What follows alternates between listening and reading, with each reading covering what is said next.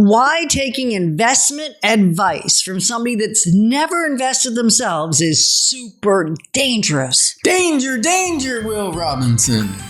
Moving forward with the Dekker team. Moving forward together with the Dekker team.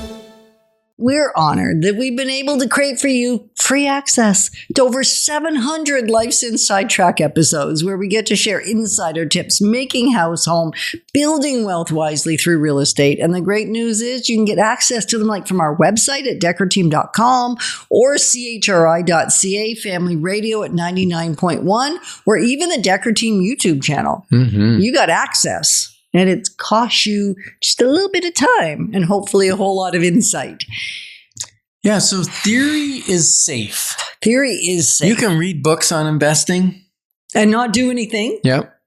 You can, you can get advice on real estate investing, but ownership is when the risk begins.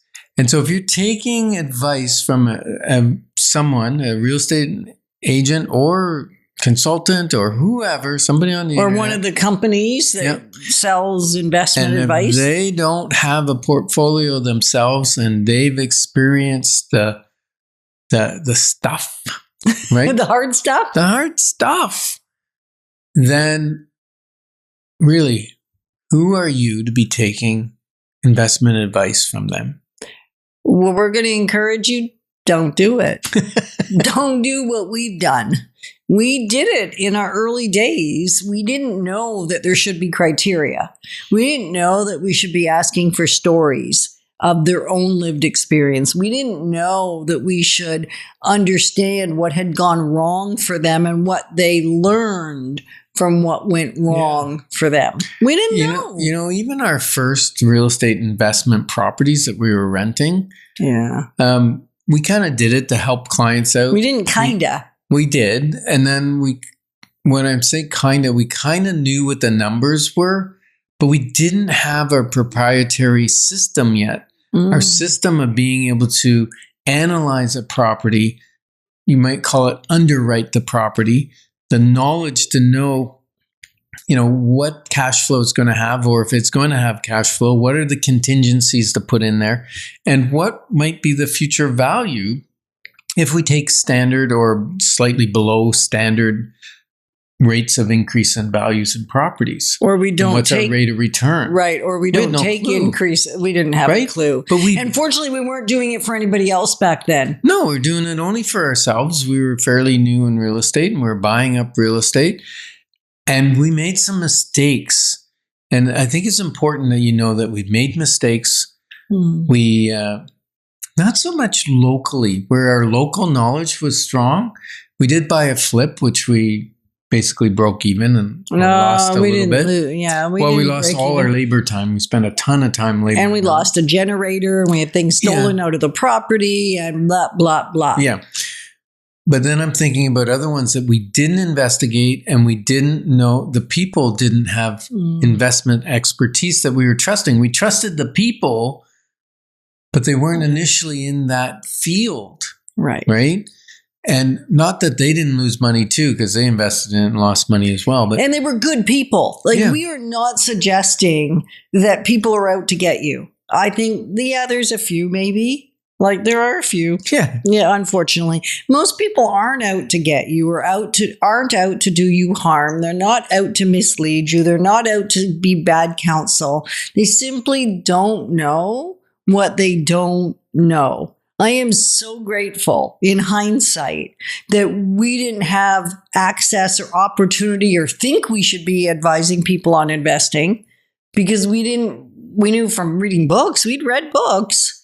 But we didn't really, and we'd taken our courses and all that sort of stuff, but we really didn't have the ability to know what would or wouldn't work until we did it. And the first ones, like you said, we did really to save our clients' backsides. But one of the things we didn't think about was, is the property rural or is the property on municipal services? And what's the impact of putting a tenant in that you didn't say they couldn't run a daycare, and it's already a older septic system, already an older home, And that was a brand new septic system we got to purchase because we didn't know to look for tenant that aligned with the kind of property. Yep. Like that's one little example. Yeah. Our first tenant in one of the houses, damaged the house a fair bit, left without paying for several months. We did get some compensation from A them. little bit. But the point is, what did we learn? We learned how to select a tenant. Yeah. And not to select a tenant out of need, but to wait for the right tenant and to adjust our price if we weren't getting the right tenant. Adjust the price or adjust the condition of the apartment or the unit or the house. So there's so many things now that you can do to position yourself to get the best tenant that's going to continue to pay. Now that doesn't mean, remember I said everything has risk, right? It doesn't mean that a good-willed person who has a history of paying everything on time doesn't go through a medical thing or a family thing or something where they maybe can't pay for a month or two or something. Right. So it's not that it won't happen. It's that can I really reduce the risk? Right. Because what we've learned, and you can read the stat, all the stats that we share, you can check them out. You will find these because they're legit, even if I can't remember the source always. 27%, only 25% or 27%. So about a quarter of the real estate agents that might help you with investment properties actually have one themselves, actually have hands-on, tangible. That's a pretty good stat. 25% of them are investing in investment properties. 27%. Yeah, that's good. That's pretty good. The point is, if you want to invest in real estate, you want to find one of those 27%. Yeah, basically 1 in 4 have. So you want to eliminate 3 out of 4. Right. Isn't that crazy? Yep. 75%. Yeah. No.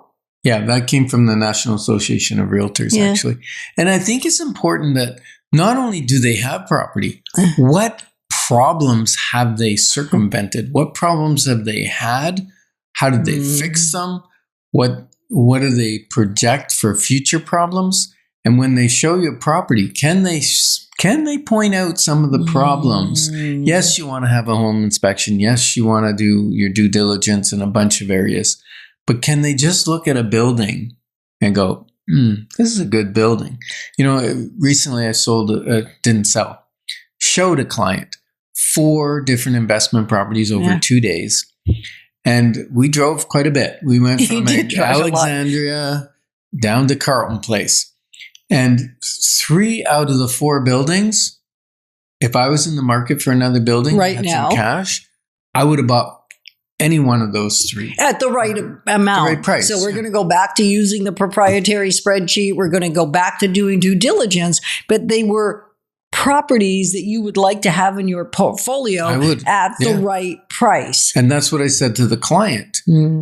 These are properties, these 3, you couldn't go wrong with any one of the 3.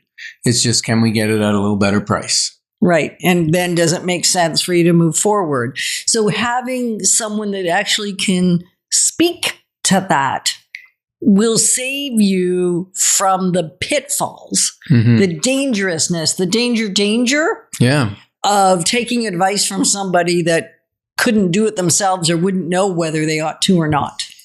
That's true. And in the next segment, we're going to talk about how do you find the person that has the scars and lived through it, and they're able to help you. Because when we clarify your options, your wisdom will flow. Moving forward with the Dekker team. Moving forward.